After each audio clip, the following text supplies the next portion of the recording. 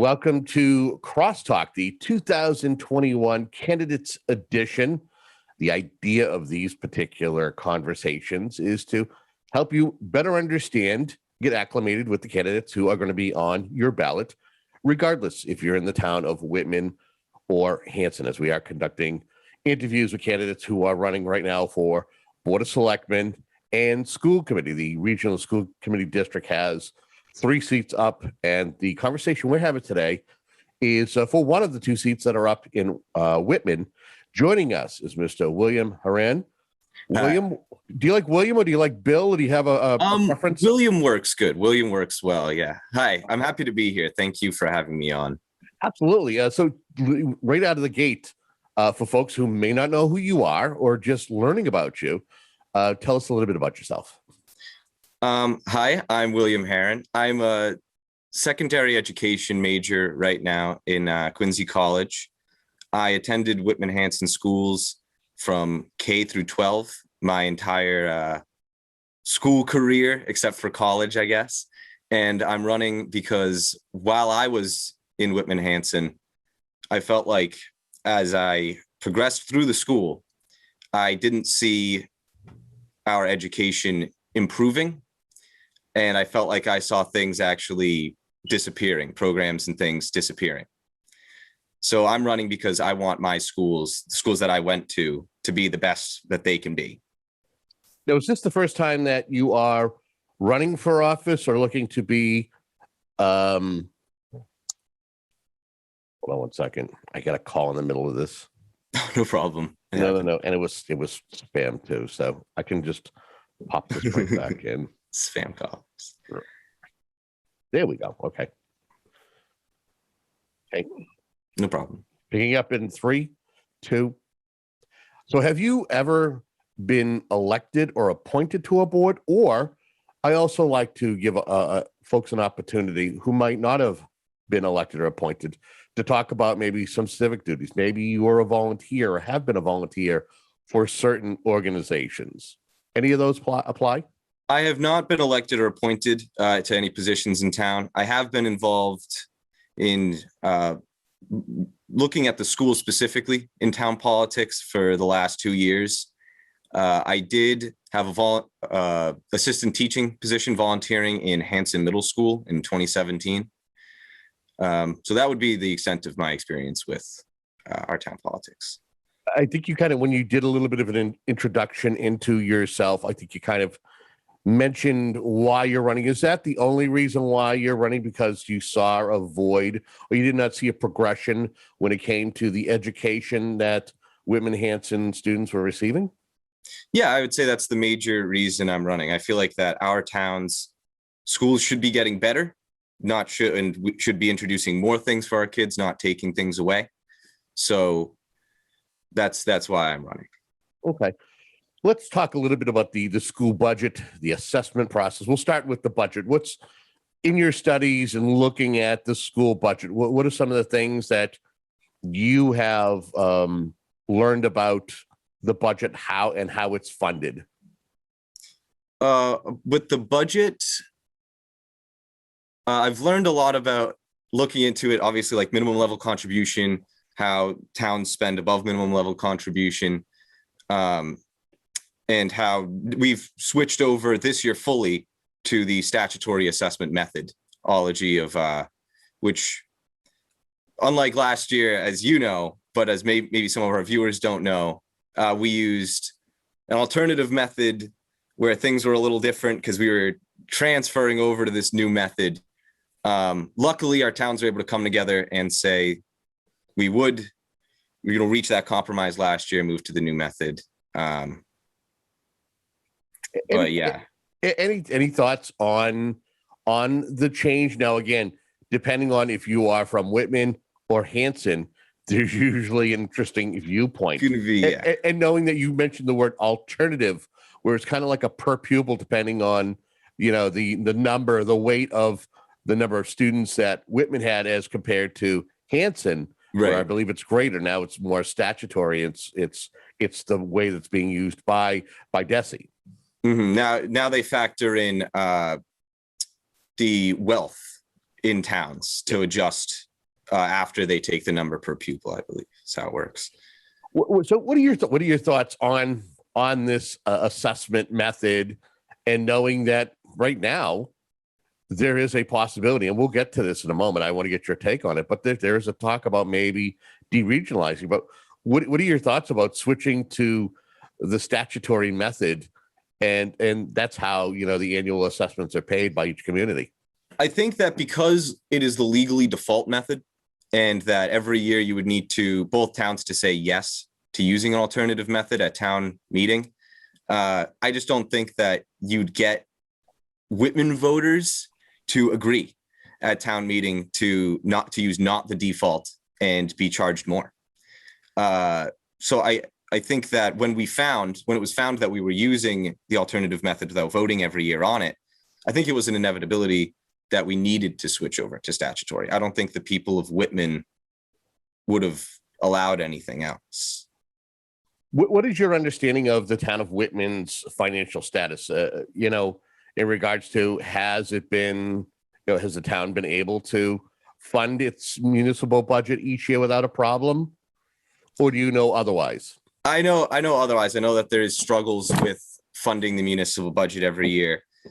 I do know that the economy was pretty good a couple of years ago, and our tax levies also remained low. So that probably factors into the situation a couple of years ago. Obviously, it's different now because the incomes from taxation is going to be different with COVID and everything.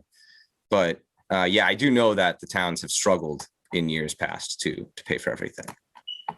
So looking again, we're dealing here with a pandemic, a global pandemic. Things are very different. So things are very different, but I believe that both communities may see a little bit of a financial injection from the federal government through the Biden law that was passed, which was, I believe, the American Recovery Act or something, recovery plan, which will give monies not only to each community, but also the Commonwealth of Massachusetts will get like a one-time, like $4 billion to distribute. I'm concerned watching the current district or watching the current committee, though, that funding that's being handed down is going to be used for what should be permanent programs. And then when the funding runs out in 4 years, I believe, for this recovery bill, that those programs are going to disappear. So I'm concerned about how we're using those funds from Biden's recovery bill. What would you like to see done? Well, if you could have a little bit of say and it would have some gravity to it, what would you like to see done to make sure that you could retain those programs long term and not just for a blip on the radar? I mean, it could be possible to say in the future we're going to have this amount of money set aside, that would have been or just add on in the future those programs into the budget, but know that you're going to do that. Have that as a plan, that those programs are going to become part of the budget that the towns are paying for after the federal funding runs out. So again, just to kind of gauge your understanding of the budget and the budget process, and the devil is in the details when it comes to this particular question. Have you been following the budget process, and are you watching whether the committee will look to approve a level services or level funded budget? And what are your concerns about any potential cuts that may come when it comes to faculty or programs? Right. I am concerned that there's a potential that the school budgets could be sent back by our town meetings. And I'm concerned that the committee would look to do exactly that, cut staff and programs, and possibly cut new things that are being introduced to help kids transition back into school after this pandemic. I think that would be a shame. I think that our committee needs to stand up for school funding, even in the face of opposition like that. So as I teased a few minutes ago, there was talk, I believe, that the town of Hanson might have also even formed a committee I believe, to look at the feasibility of deregionalizing. As someone who is hoping to be elected to this committee, and hopefully it'll remain whole. What are your thoughts about the fact of that you could have a community pull out of an agreement that has been what 35 years in Yeah, the making? almost 30 years, or 30 years, almost 30 years. Yeah. Actually, almost 40, if I'm correct. No, maybe it might be 40. Because I know that we were regionalized 1 through 8 before, and then we regionalized in the high school. But I really, really hope that we do not deregionalize. I think that both towns do benefit from being in a region, and I think that we need to find a way to work as partners again. I think that it would be devastating for both towns, and especially the students that are, the children in both towns who are getting caught up in these squabbles are the ones that would get hurt if we deregionalize. So I really hope that we find a way to act as partners again. One of the things that appears to be on the horizon was something that was teased by the school superintendent I don't want to say last year, the year before, about the possibility of building a new Whitman middle school. What are your thoughts about a new school in the district? I think that a new middle school is needed. I know that the state is planning to help reimburse some of the funding or help fund the building of the school, which is amazing. The current middle school, the building's been there for quite some time. And, I've heard my sister, she's currently a Whitman Middle School student, and she said that, the building's old. You can tell that the building's old. So I do believe I'm happy that we're getting a new middle school. So then my next question would be is how does the communities pay for, how does Whitman pay for this, knowing that there are financial issues ongoing that you can't even pay for the education, but yet you're looking to get funding to build a new school? Right. I think that it's got to be about the school committee being able to communicate with other committees in the town. I know that in the past year, they've established financial committee liaisons in the school committee to kind of help with that. I think that there needs to be more like that, more meetings where the Board of Selectmen and the school committee are sitting down, more meetings where, the financial committee is able to have input and figure that out together, because the town, every department in this town needs to get funded, and it needs to get funded properly. And it's about these committees coming together and figuring out how to do that. When you look at the school committee as it's made up at this moment, because it is going to change come May 15th. Right, no matter what. Do you feel a sense of veteran leadership? Because you are going to be losing your school committee chair. Bob Hayes did not seek re-election. So you're going to have a new person filling the Hanson seat. And if either yourself or Heather Clough are successful, you'll have some new faces sitting on that committee. How important is veteran leadership on the committee compared to new ideas, fresh ideas? Yeah, I agree that leadership is a really good thing. Experience is a really good thing to have on the committee, and people need to be there that have experience. I think that, though, if you have a committee that's really experienced, but they're not really changing anything, they're not really pushing things forward, then the leadership's kind of going to waste.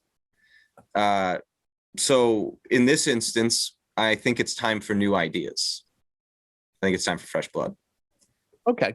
Yeah, I want to kind of harken back to when you were in the system, and you said you have a sibling who's in the system right now, right? Yeah, I have a sister who goes to the middle school. So I mean, combined between yourself and I don't know if you've taken a poll with your sibling, your sister, what do you wish that you had available to you during your time going K through 12 that maybe you heard friends from another school district were able to have, but your community couldn't afford because of financial difficulties?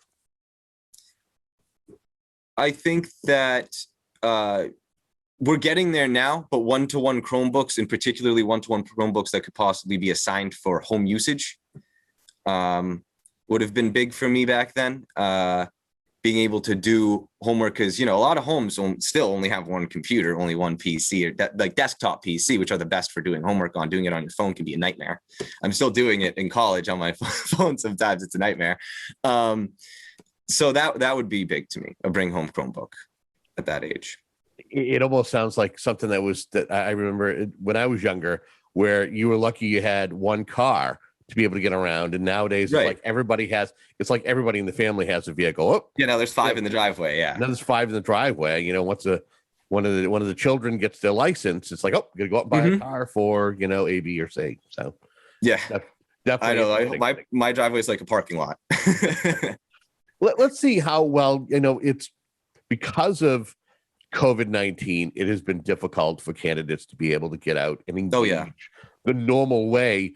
Have you had a chance to talk with the residents of Whitman and get an idea as to what their concerns are? You know, I've been able to, when I was petitioning, I was able to go to meet some people in person, you know, mask on, had gloves. What I'm hearing is concern about like the regionalization. I have heard concerns about, just because I think that that's kind of in the talk on social media and stuff like that. They might see that on, you know, town groups. So there's a concern there, because I think they're concerned with what's going to happen when we need to regionalize, who gets the high school, you know. So I've heard concern about that.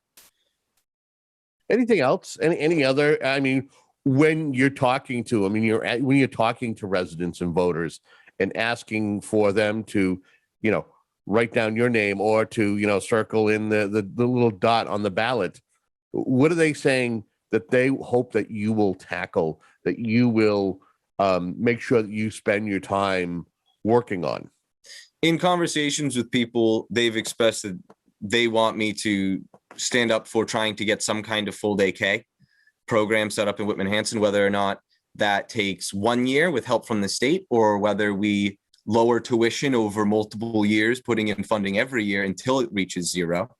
And also I've heard people express to me that they want foreign language back in the middle school in some capacity, or maybe even in the elementary school in some capacity. Did they specify what particular language? I mean, is there language? No, being not offered? usually, but I feel like they're referencing Spanish. I feel like that's what they mean. But if French or anything else, you know, would be good as well. Okay. If you are elected on May 15th, have you thought about the prospects of, other than getting acclimated to, you know, go attending regular meetings and, you know, doing your study before the meetings and understanding all the materials that you're going to receive, what would you like to accomplish in your first term on the school committee? In my first term on the committee, that is a very good question. I would like to at least start having conversations about funding full day K. My parents, when my brother, because I have a younger brother, he goes to the South Shore, or he graduated from South Shore Vocational Tech, but he went to Whitman Hanson K through 8. And when he was in preschool, we were talking about getting full day K in Whitman. That's now he's nearly 20. So I think we owe it to parents and to the town to start to have that conversation. And do you think that it's a panacea, or do you think it's something that can actually be accomplished? I think that it is something that can be accomplished, at least through a number of years in cutting tuition. I believe that it can be accomplished. Okay. Well, I think you've done a great job in answering some of the questions I put forth to you. This is an opportunity now for you to take time to talk about something maybe we did not discuss, a particular item or issue, but you want to take a moment to talk about it. Or if you want to circle back around to something else and maybe add on or reemphasize something we talked about earlier, now is your time. One thing that I will say is that, as we were talking about earlier, the methodology, our funding methodology changed last year, and it's changing again this year after we used legally the wrong funding methodology for a number of years without having voted on that. I would like to point out that there are members of the current committee who are still on there that their ignorance of the funding methodology ended up Whitman putting in more than we necessarily would have if we hadn't, or could have if we hadn't, or if we were using the statutory legal method of funding. So I will just point that out. Okay. If folks want to reach out to you, maybe they want to chat with you about your candidacy, or maybe they just want to, talk with you in regards to the whole school issue of, the methodology, whatever it may be. How can they contact you? Haran for School Committee, HARAN @gmail.com. You can always reach me, or messaging my page, William Haran for School Committee on Facebook would work as well. Well, we want to thank you very much for joining us and helping the residents in Whitman get a better idea as to who you are, sir. My pleasure. Thank you. You got it. And we want to thank you, the viewer, for tuning in to programs just like this one, as we plan on doing candidates interviews with all the folks who are running for office in contested races. Remember, the town election, both in Whitman and Hanson, is at the moment May 15th.